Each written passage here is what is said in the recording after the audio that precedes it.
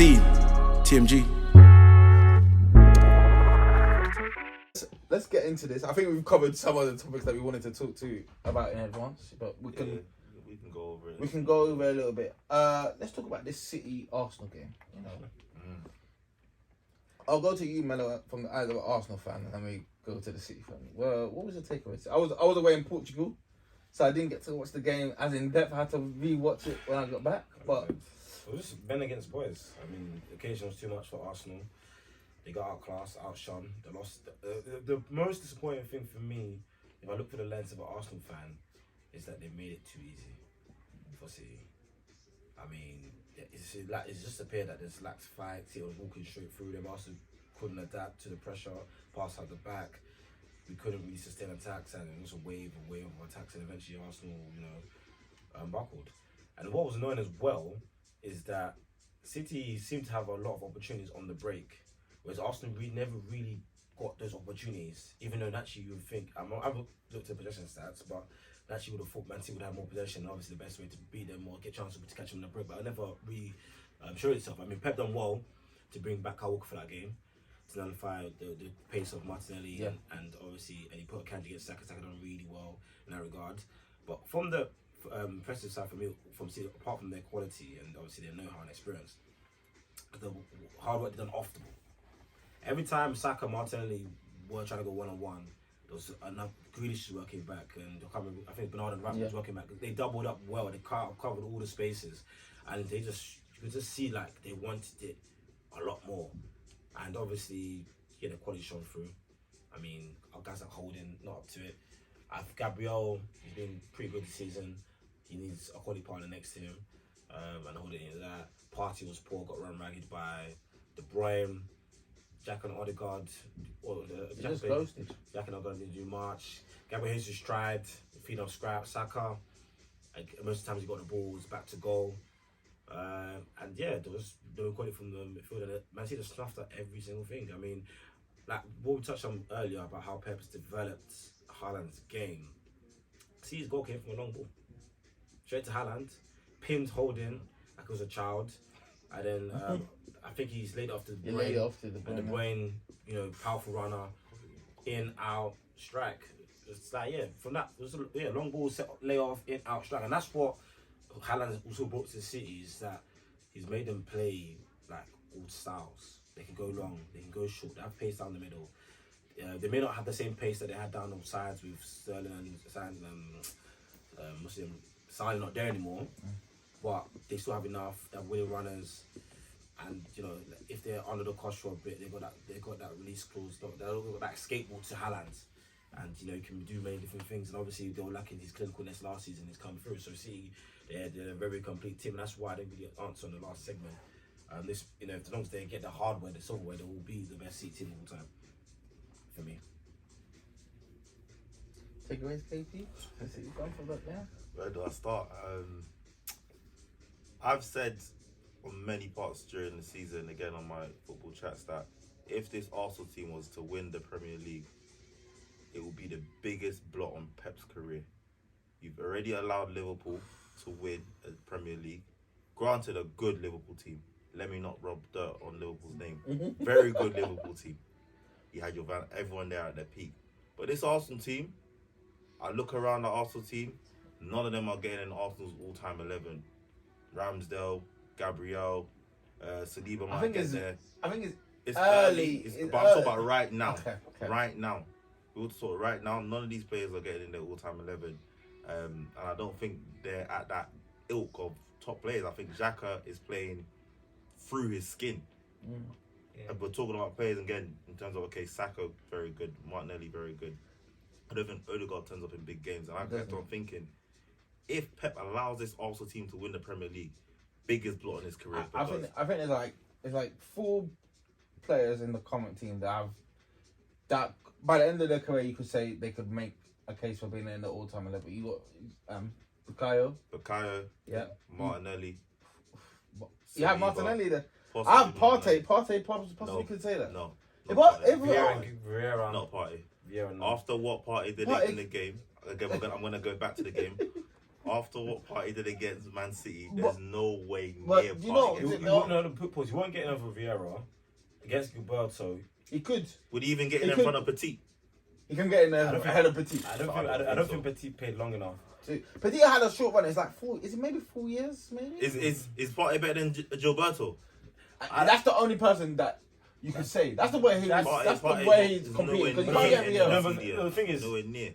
Actually, Gilberto's tough because remember, people forget Gilberto was a starting World Cup winner. Yeah, it was Quality, World Cup. quality. He was a quiet man. He's the man that made that kind of. Yeah. But Partey, Listen. you have to understand what Partey did for Arsenal this season is that Partey was the reason that Arsenal were even.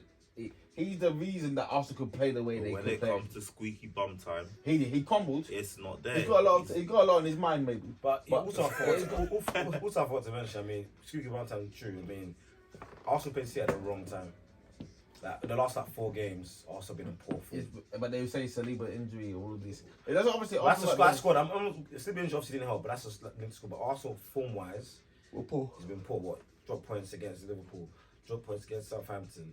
And City will come into, I don't know how many games in a row City have won, but City are on good form.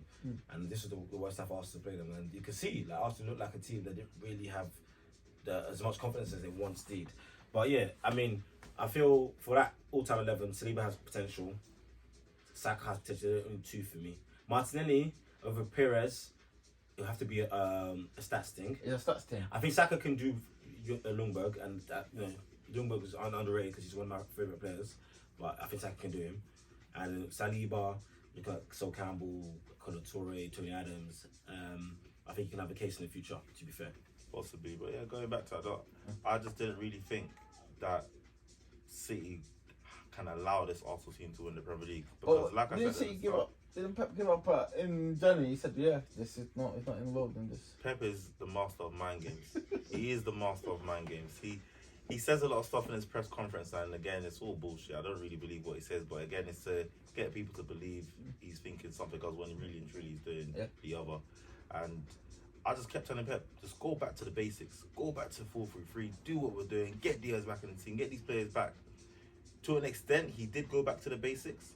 Diaz got brought back in, so remember after that Tottenham loss, that was the last time we lost, it was 1-0. Diaz came back into the team. No more dropping KDB now. Bernardo Silva's now been integrated back into, because remember, Bernardo Silva was an outcast. He wasn't playing as well. It was in the cold. Everyone now back into it now. Now this is the set team. Now before we didn't know what Pep team would he put out. Now if you tell me what City team's going to play next week, you know the set 11 for City, and now Pep's got his set 11. I'm like, we've got this. When City was catching up, I told everyone, when it comes to April, we will see if this is who this Arsenal team really is, because it's all good and well beating all these teams in September, in December. But when it comes to April time, where teams have something to play for, where players like Southampton, where their wages are going to get cut by half or so if they go to the Championship, At least 25%. these people need to play for something. So when it comes to April, I said, well, let's see who this real Arsenal team is when the lights are on you.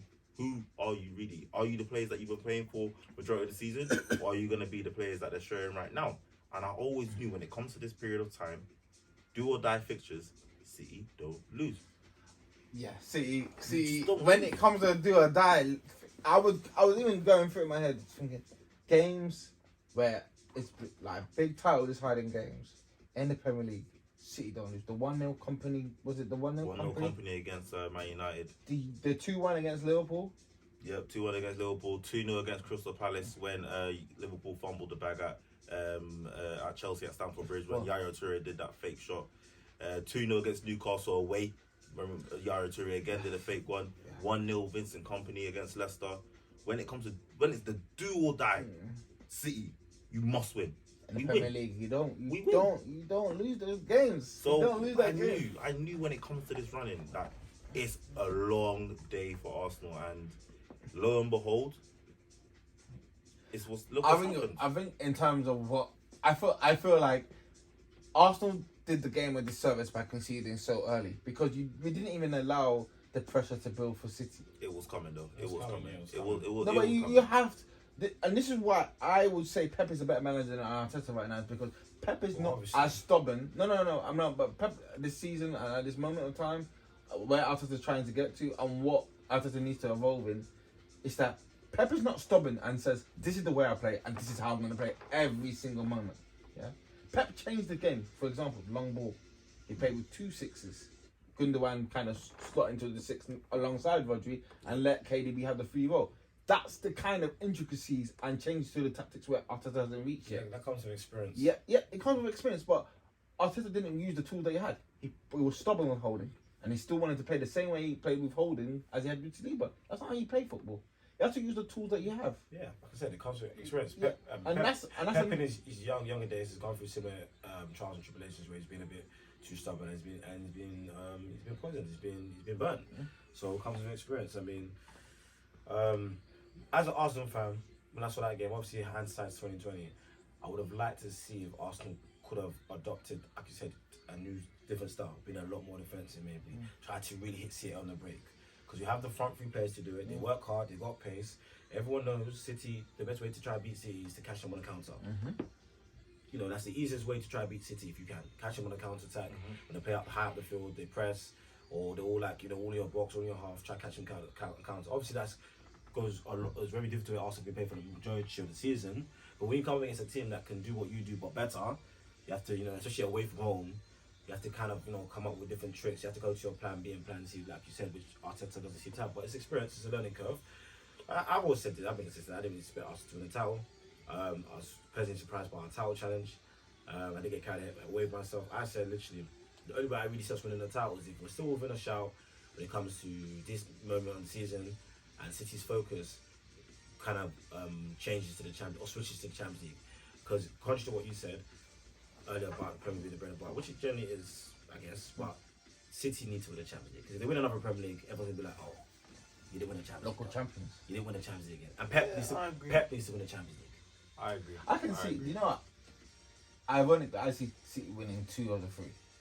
I think that the hardest one for City to win possibly will be the FA Cup because it's Man United. And Ten Hag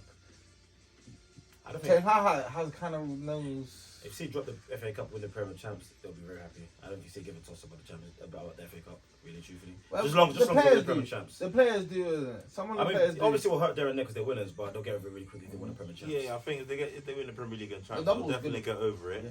But I think as the professionals City are, I think they see a chance here to create history, and that's to do the treble, to do the three-peat, to win a Champions League by going past people like your Bayern Munich and your Real Madrid, and in the final, probably AC Milan who's won it 6 times as well. To beat those Champions League giants along the way is going to definitely put City in good stead. And I think definitely when it comes into this groove, I think City are fully concentrated, and there was no way again going back to the game because Arsenal, I don't think Arsenal was going to beat us because in the last 12 or 11 fixtures we beat them back to back.